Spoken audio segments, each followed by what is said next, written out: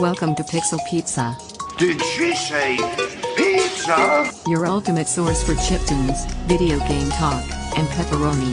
Delivered to you from Los Angeles and into the digital cyberspace of the 2020s.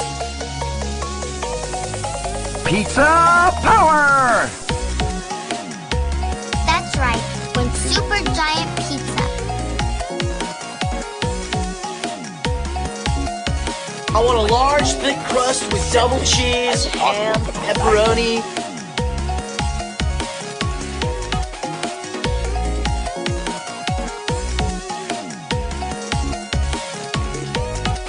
Hey, where's my pizza?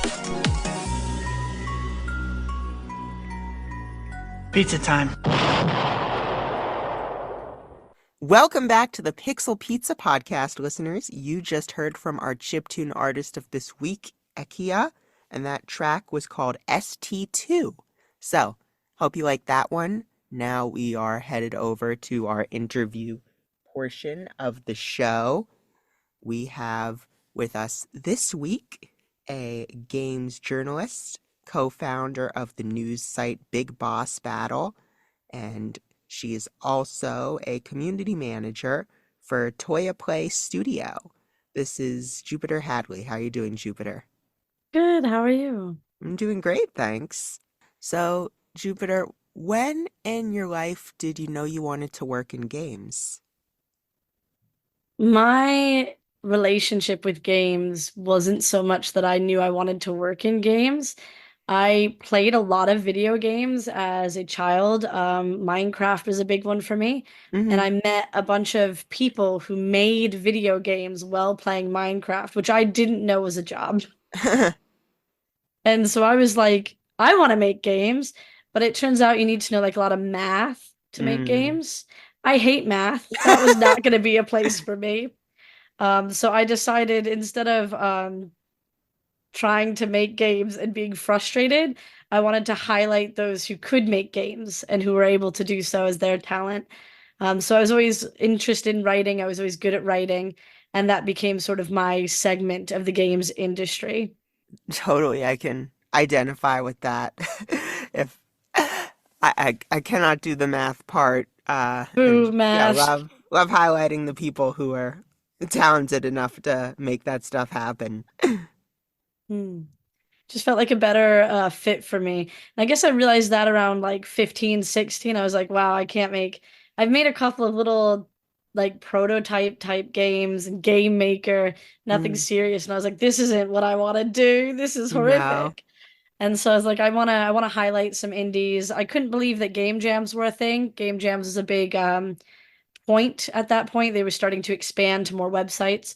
And a game jam is where developers make a game in like 24 or 48 hours, sometimes a week, but at the time they were mainly weekend jobs. And I was like, there's no way anyone could make a game in 2 days. That's impossible. So I was so captivated with that concept. I really wanted to highlight these little game jam games that were being made just on a weekend for no real reason and bring light to them.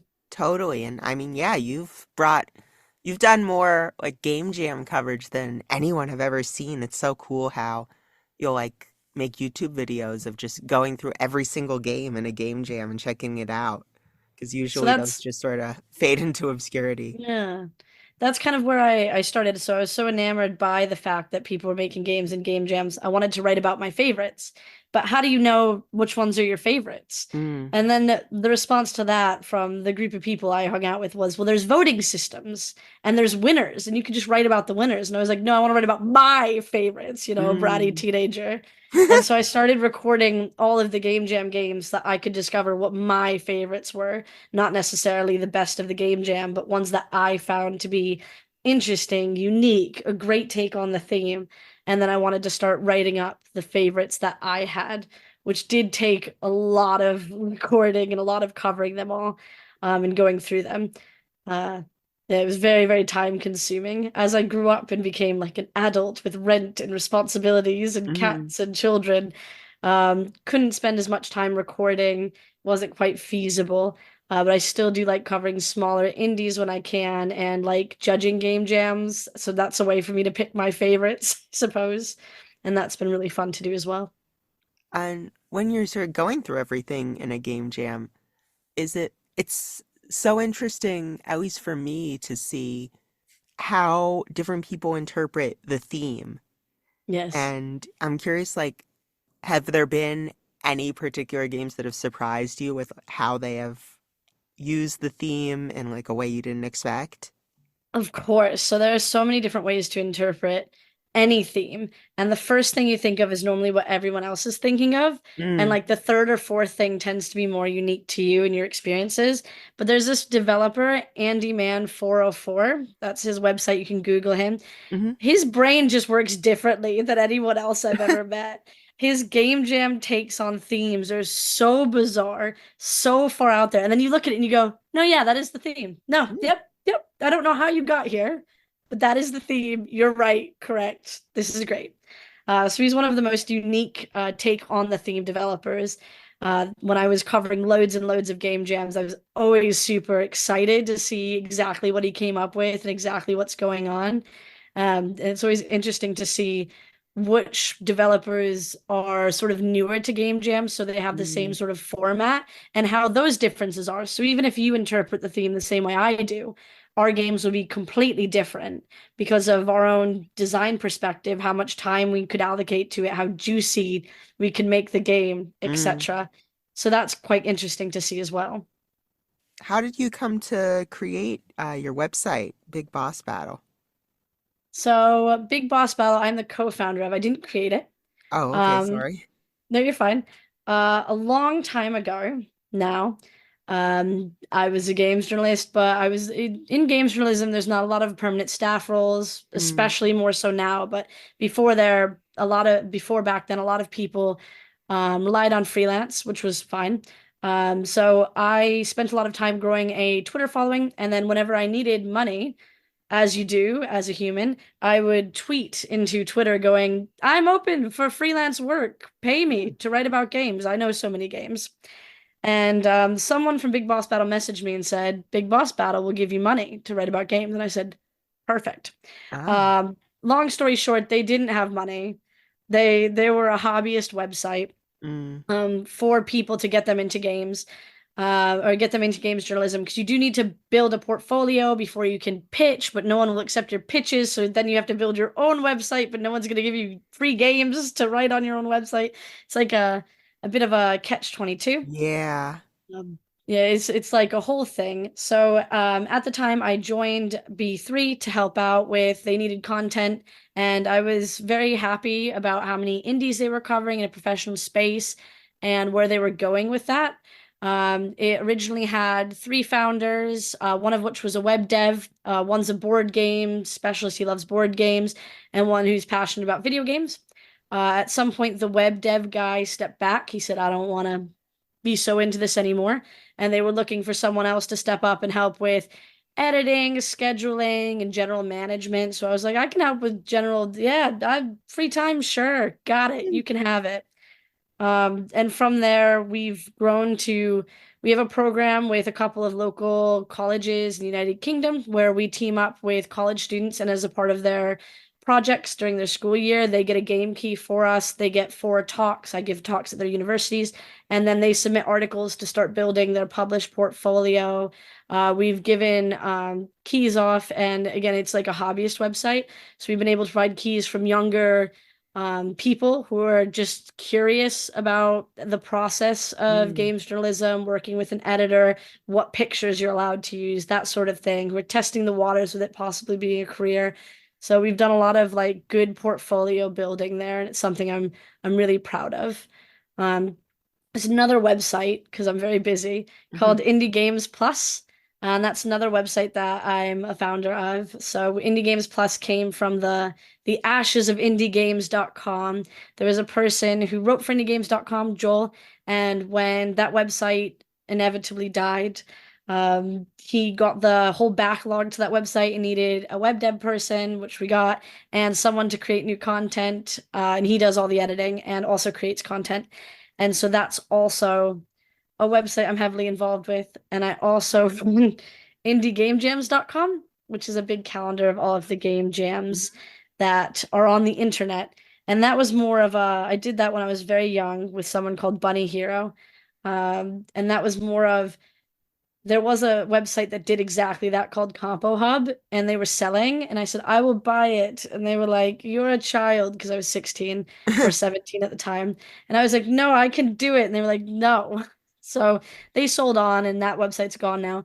But I created my own version of what they did because it was gone. And I wanted to have a calendar of all of the game jams instead of just the itch ones or just the game jolt ones or just the ones in between. Right. That's good you took it into your own hands, you know? Yeah, it's like if you can't find something on the internet, build it almost. Totally. And that's so great. I really wish I had a resource like what you are doing for those university students because Mm. when I was in college and I minored in journalism and I told people I want to write about video games, I want to make video content about games. I got weird looks. I had one teacher, mentioned this on the podcast before, one teacher told me that's not real journalism, Oh, just well, it totally shot is. down on every occasion. So I think it's great that you and other people are helping, the future of uh, journalism students to see that that's viable. It's great that you didn't let that, did it like make you not pursue your own corner of games in the games industry as well. It's good that you continued on despite that's so negative from a teacher. Thanks. Yeah, I Oh, know. But yeah, I found my own way to do it. good. And I know sort of in addition to the freelance things you did, you also previously worked in games licensing. And Yeah. I was curious what that experience was like. So games licensing used to be a real job. It's not a job so much anymore. Oh, That's I the see. main reason why I don't do it. Uh-huh. So the games licensing that I worked in was, do you remember the Flash era of like browser-based Oh, games? sure. Yeah. Yeah. So my job was to find your free-to-play browser-based game, see if it's good enough to come onto our website, it was Armor Games, and Mm-hmm. then I would offer you money, licensing fee, for you to add our splash screen to the start of the game and upload it to our website. Oh. And I did that for several years. It was really fun. You got to play so many browser-based games, and a lot of these games were free. So they were on ad revenue, and a lot of indie games on ad revenue. I specifically was looking for indie games, but indie games on ad revenue in the time that I worked didn't make a lot. So it was really nice to have a budget to be like, I can offer you a clump of money. You can leave your game on every website it's on, but all you need to do is put in our intro and upload the version with our intro to our games portal. Mm. That's it. It was such a golden era of gaming, and the community around Flash games and around browser-based games that are free to play is so interesting because they have such different requirements. They need to run in a browser. They need to be small, compact games. A lot of times they need to be rage games, like the ones where you're a little circle and you have to move, but if you hit the wall, etc. Oh, They're yeah. like quick one shots, and it's such a nowadays games are meant to be like thousands of hours long for the Mm-hmm. price that you pay, etc. So it was such a different time. But licensing management was super fun. And Armor Games, they're now in publishing. They're a Right. great company, and the games they publish are so fun.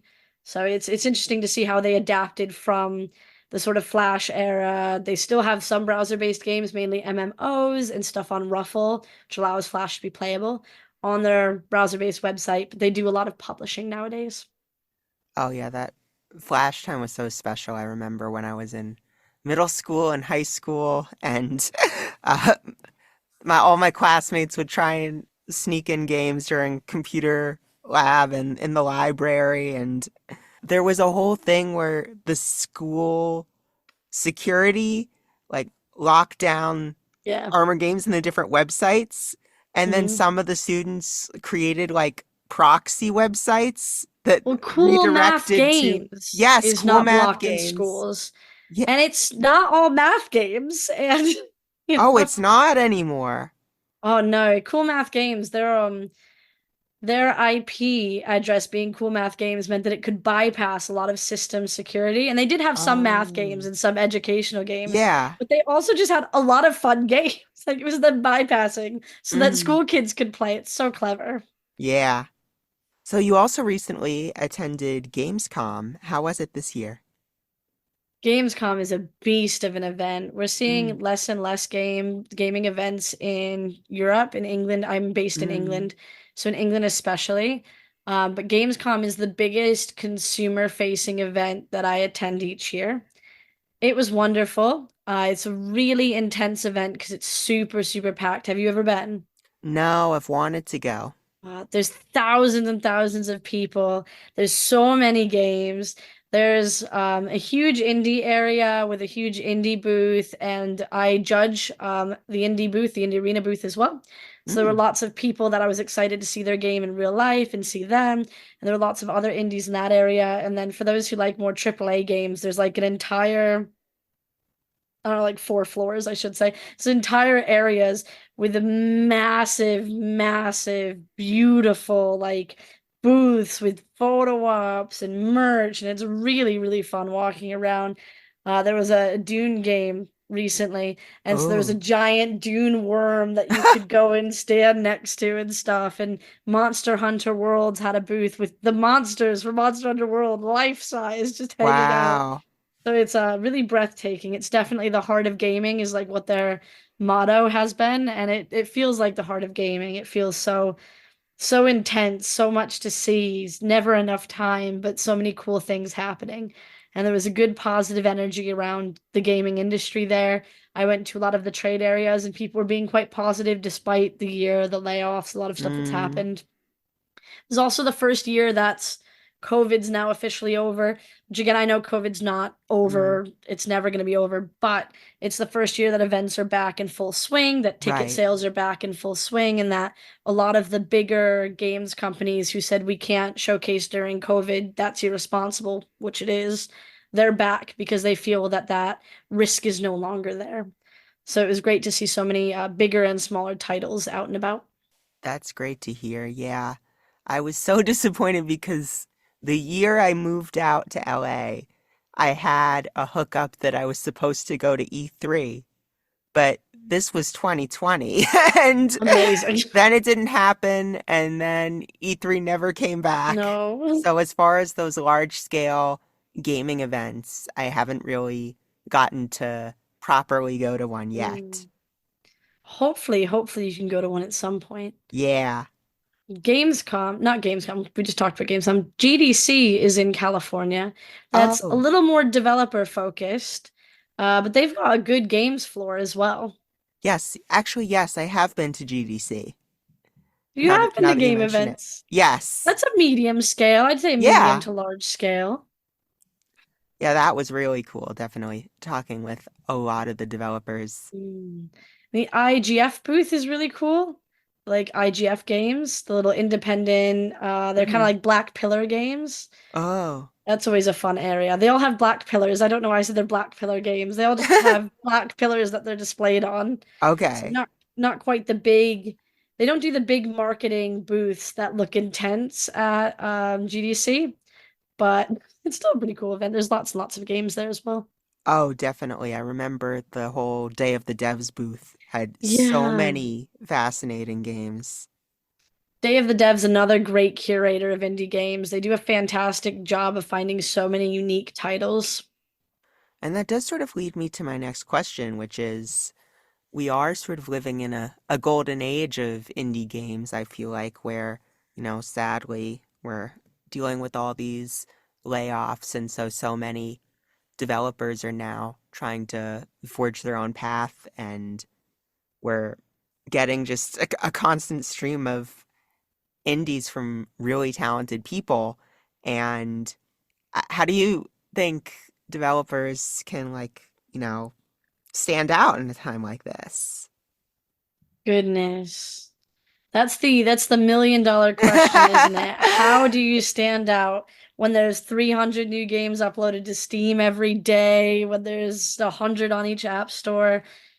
It's a great question. The way that I've seen games start to carve their own space is primarily through building up a community around not necessarily the individual game, but their company, if that makes sense. Mm. So previously, I've seen a lot of the trends be influencers, but influencers cost a lot of money nowadays. They Oh, won't yeah. just cover your game for free because it's their job, which they're entitled to being paid for work that is logical. Hmm. But the indie space, they can't tend to pay for big YouTubers or any sort of big influencer to talk about their game. So a lot of them have been leaning towards building up communities through play testing, early access to their games, creating little hubs in Discord, and building buzz around that. And then when they announce their game, when they announce wish lists on Steam, pre-registrations on Google Play, etc., they have that little base community to instantly engage, which then boosts it on these different websites and in their algorithm. The same with their social media. So they'll drive people, their community that they've built, towards social media posts, which boost engagement, which boosts them throughout social media.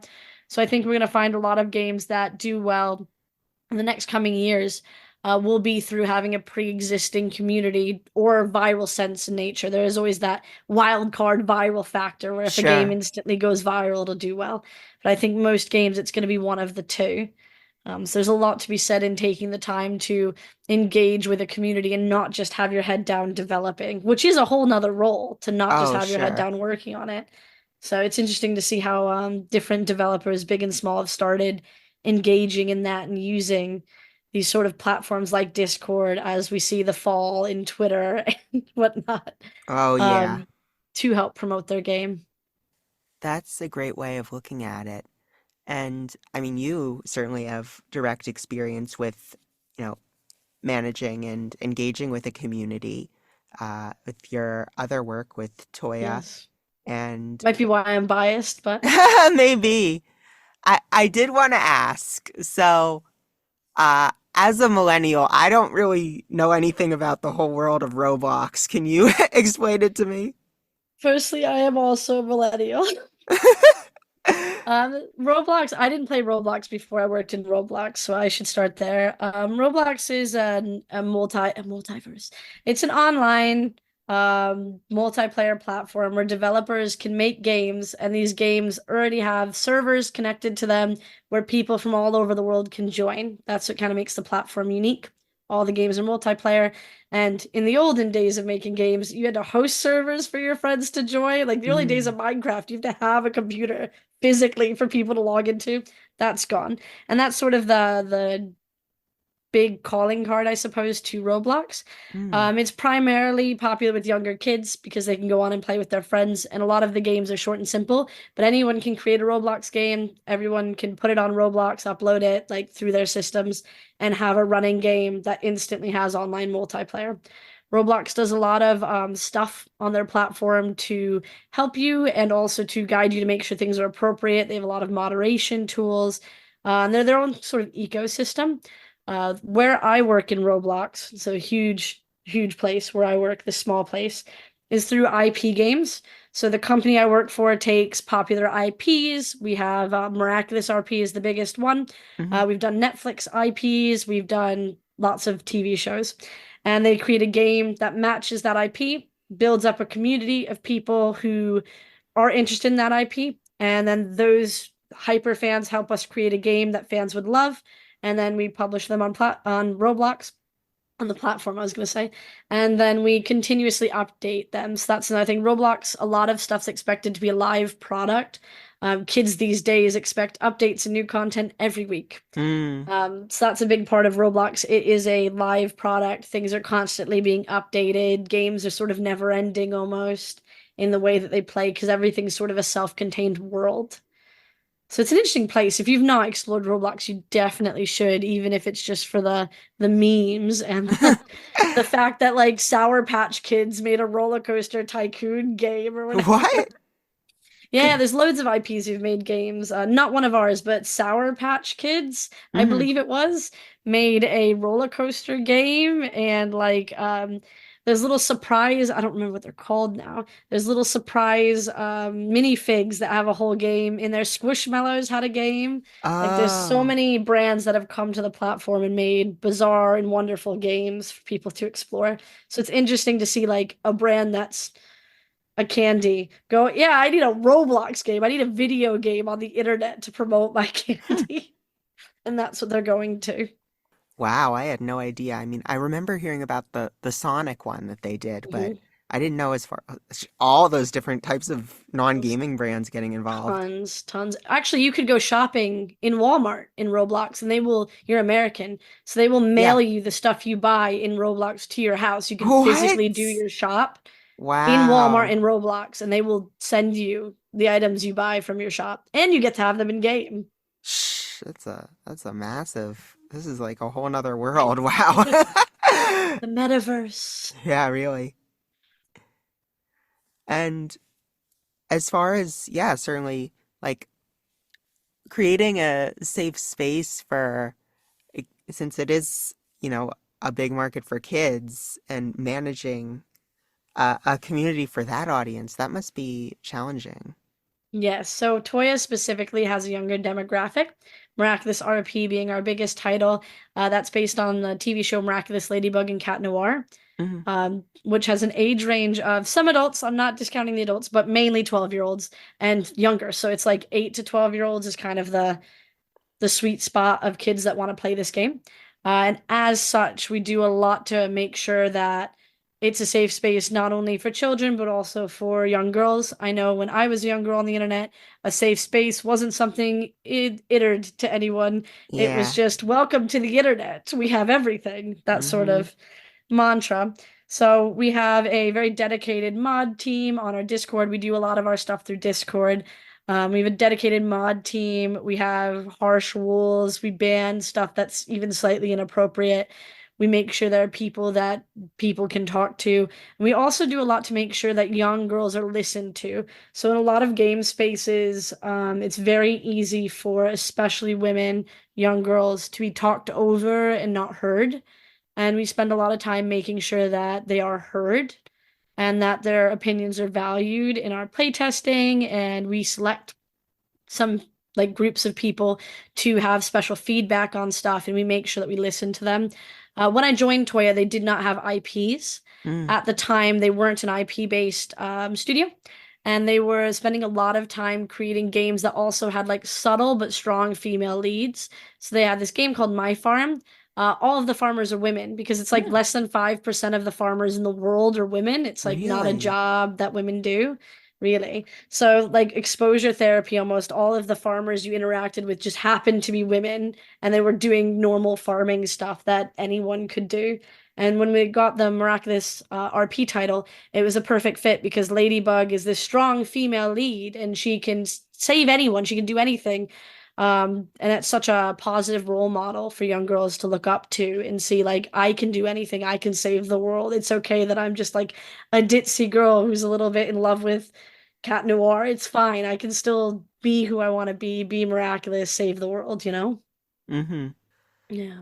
Totally. I have to give a shout out to, I do voice acting, and my Mhm. longtime mentor and coach is Ezra Weiss, who is Ezra's so kind. he's the sweetest guy. He is. He's so kind. He's such a lovely soul. Right. He's done a lot of like extra voice work for us. We did Oh, like that's amazing. I didn't videos know. with him. He's really engaged with the community during like the launch of the game. Spent a lot of time. So he's the voice of the Andre the ice. Well, he's the ice cream man. Hmm. And that's like a beloved character. And so he spent a lot of time doing these like little audio clips for videos for us. That's Andre addressing everyone. He's so sweet, so lovely. Yeah. Oh, Yeah, I always see how kind he is mm, with all the fans on Instagram. It's yes. heartwarming. He's just a kind soul. Just Yeah. perfect kind soul. So, how have you introduced your own children to games? So I have three stepchildren, who I love dearly. When it comes to video games and like screen time and stuff, it's such like a controversial topic when it comes to Mm. kids, isn't it? The youngest child, Robin, I've lived with since she was 3. I moved in when she was 3. So I've been with her like her whole life before she could hold phones or tablets or play on the Xbox until now. She's 9 now, ages. Wow. And when I first met her and I first took on a role of parenting, she had like educational games on a tablet, and we're talking like alphabet, some like read to me books. It was very simple, but she's in a household where both me and her dad, we're gamers. We spend so much time on the internet. We do so many games. It was just gonna be a thing. So we very, very quickly used games as an educational tool. And then as she's gotten older, obviously her older siblings have played video games the whole time I've known them. They play a lot of Xbox games. We tend to have an Xbox in the downstairs living room, and we play a lot of family games on the Xbox. We play a lot of Cake Bash, Minecraft. Mm. At the moment, we're into Crossy Road Castle. It just came out on Oh, Xbox. So fun. And then we've also got desks set up downstairs for the older two are teenagers now. And they play a lot of Roblox, a lot of War Thunder, and like the oldest being a teenage boy, Kai, a lot of army games with his friends and Roblox as well with his friends. And we tend to have gaming and computer usage, I should say, in communal spaces. When I was a kid, my parents let me have a laptop up in my room away from everyone. same. And yeah, but I just feel like that really isolated me because I wanted to Mhm. play on my computer, but then I would be like all alone for so many hours. And we have more of a family dynamic, I guess, downstairs with everyone playing together. And sometimes Kai will shout something at his computer, like he'll like exclaim something, and then he'll like take off his headset and go, "I was just doing." Oh, sorry, I hit my computer. Oh. He'll be like, "I was just doing a thing, and da da da da happened, and why did this happen, etc." And we'll come over and check it out. And always got the Xbox on. We also have a VR. And last year, Robin discovered Rec Room, which is online. Oh.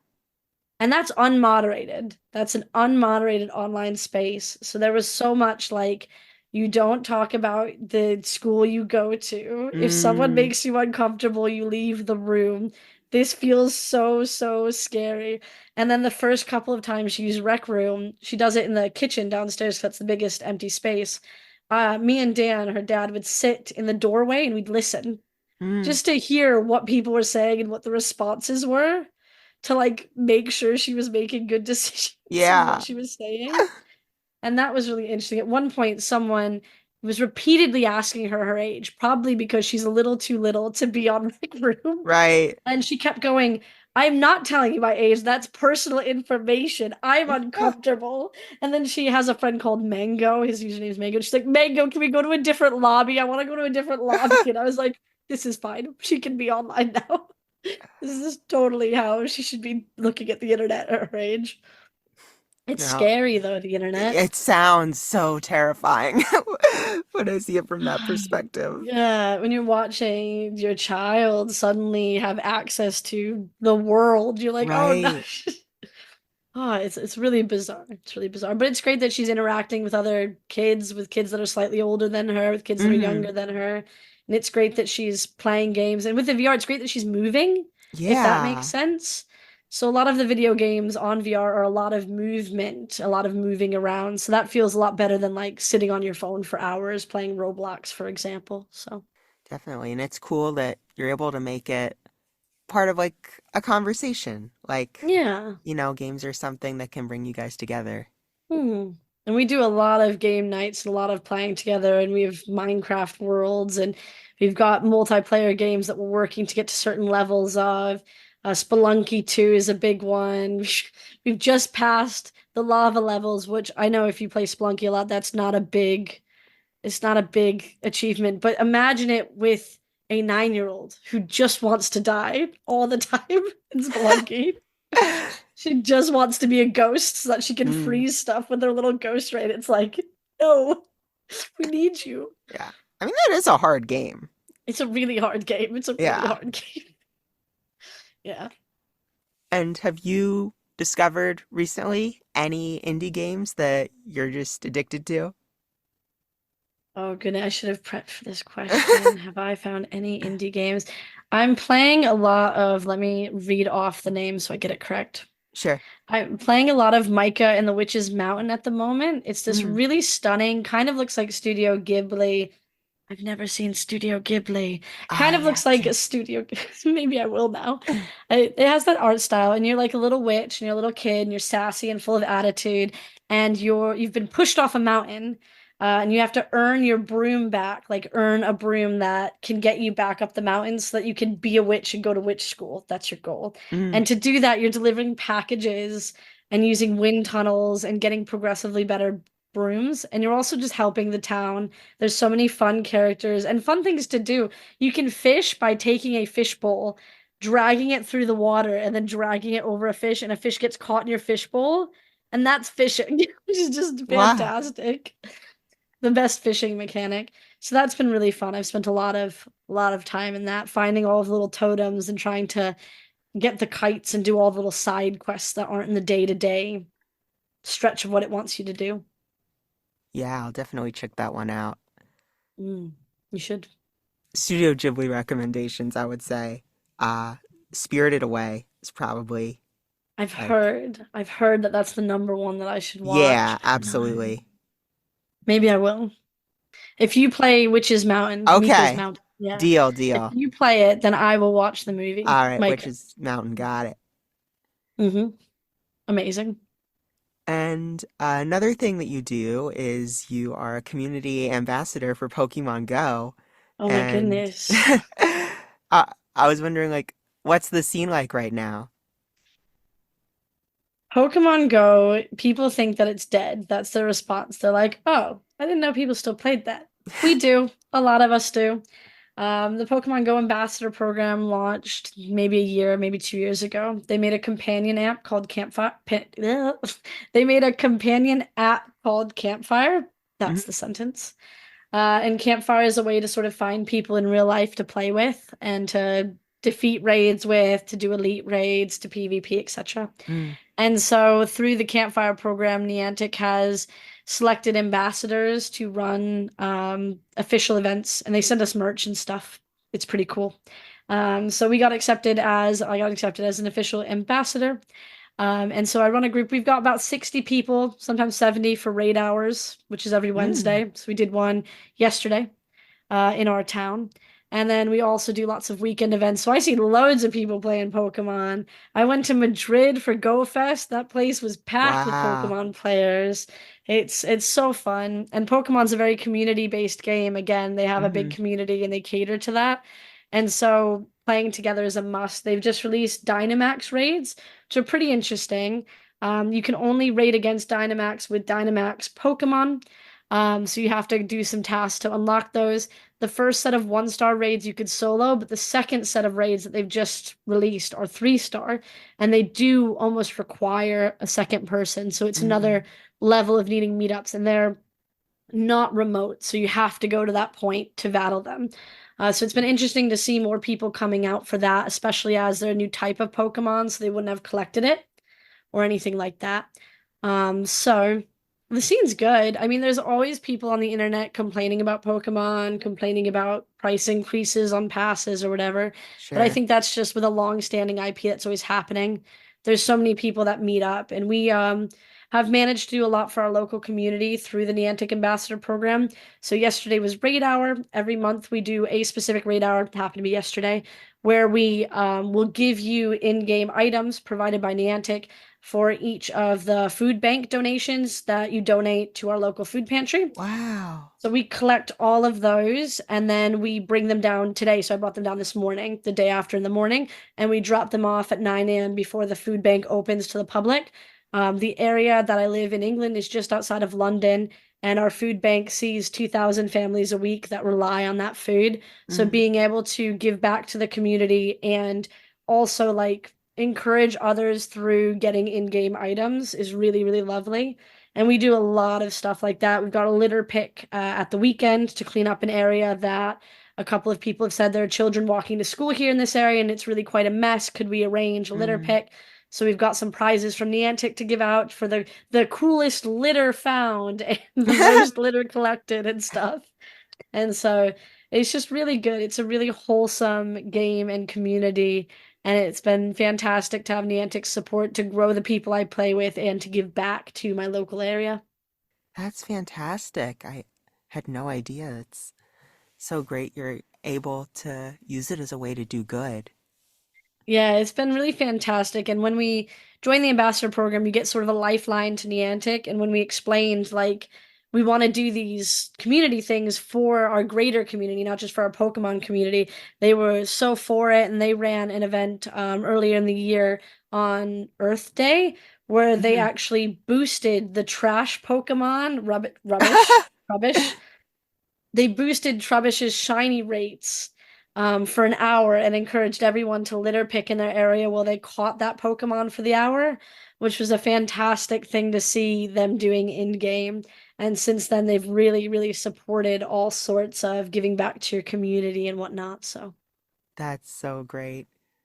Where is the craziest place you've gone to find a rare Pokemon? To find a rare Pokemon. I feel like the region locked Pokemons. No place I ever went was like crazy, crazy. I have traveled a lot of places for Pokemon, but Hmm. Spain I went to Go Fest, and then I also went to their city safari, which was interesting. There's like an Eevee with an Explorer hat that you can only Oh, get like 8 of. And you can only get the 8 of during what was it called? City Explore Barcelona. And so I went to that, and it took you all around Barcelona. You had to walk miles and miles through Barcelona to get wow. all 8. And so I did that, and that was wild. I think a lot of the times when I've chased a rare Pokemon is when someone in our group has said, "Oh, I found like a Mez spirit, all the water Hmm. spirits, they can appear in the wild." And so sometimes they appear sometimes once in 4 years they've appeared at the town park, and I've never seen myself, my partner, and so many other people get ready, get out the door, and meet at the park to try to find this mess spirit Wow. because one person said it was there and claimed it was there, and so we're all looking around. Another thing, like on community days, you'll find like if someone finds a hundo, so a perfect Pokemon, Hmm. everyone else can tap on it and it's a perfect.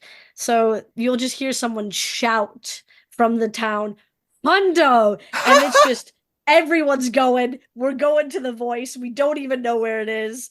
And it's just don't know what it is half the time. And we're just getting to it as soon as possible. So that's always a fun one as well, the Hundos. That sounds like an experience. That's amazing. It is. Pokemon is an experience, to be honest. It's a whole thing. Oh, yeah. So that was all the questions I had lined up for you, Jupiter. Was there anything else you wanted to talk about today? Those were really good questions. It was like my entire history in Oh, thank games you. from the past to the present to the future. I guess the only thing that I would mention Hmm. is I'm writing a book. Well, it's written. I've written a Oh. book. I don't talk about this enough. That's why I'm mentioning it now. It's the best slice of life adventure games. So they are primarily indie games. They're all kind of Stardew Valley vibes, Coral Island. Hmm. But I'm really, really proud of the book. It's got 49 games in it. It has 200 words on the game and 800-word diary style entry from the point of view of the character mid gameplay. Mm. And it's coming out next year. It's with the publisher. They've done the editing. They're doing page layout. So if you follow me on Twitter, X, if that doesn't explode before my book is out, I'll probably tweet about it then. But I am really excited to have the opportunity to write a book. I guess as a games journalist, a lot of what I've written is either like magazines or on a website that eventually Sure. goes down and they're gone forever. But this is like a physical book that I'm gonna have in my hands forever, which is very, very exciting. That is so cool. I want to check that out. I've Mm, actually been thinking about like publishing a lot of these interviews I've done on the show into a mm. book. I That'd be don't know. super cool. Table, Thanks. like, what's it called? Coffee table Yes, read? exactly. Yeah. Oh, Yeah, it'd be interesting to sort of see. I wonder how you'd head that, like how you'd have a right. table of contents if it would be the person or the subject, and then people could flip through them. Yeah, I think the way that I thought about it was like organizing it by subject because I've had people in all sorts of different roles in the Mm, game industry on the show. So I could have like one section for programming, producing, composing, mm. journalism, things like that. That'd be so fun. It'd be a great resource as well. Yeah, definitely anything I can do. So I'm gonna You should see if do I it. can get things into motion with that. You've Mm. inspired me a little bit more. I hope you can do it. It's been a really fun process writing a book. It's also as a learning process because the word counts are different, the images are different, and there's like legal documents you have to sign going, I promise this isn't anyone else's because they can't Mm, just AI check it, I suppose, nowadays. right. Like, yeah, because it's like 50,000 words. Yeah. It's a lot of writing. Oh, But it was definitely. super fun. It was really, really fun. Sounds fun. Mm. So, yeah, thanks so much for taking the time to join me today. Thank you so much for having me. This was great. Of course. So, this is the Pixel Pizza podcast. I have to ask before we go, Jupiter Hadley, where is your favorite pizza place? Where is my favorite pizza place? My favorite pizza place is Pizza Jerks in upstate New York, if I'm Mm, honest. I grew up in upstate New York, and there's a place called Pizza Jerks. It's in Lake George. They okay. do the best sausage pizza in the world. Wow. Yeah, I'll I'll put my have name on to, that. yeah, my sister went to Ithaca, so Mm, I'll have to see. nearish. Yeah, nearish. Yeah. And where can people keep track of you and your work? You mentioned Twitter, Yep, Twitter until it explodes. You can call it X. I'm not. X. Um, I I'm also on usually go LinkedIn. with whatever my guest is calling it. If they Perfect. say Twitter or X, that's what I'll go with. I don't really care. Fair. I call it Twitter because meh.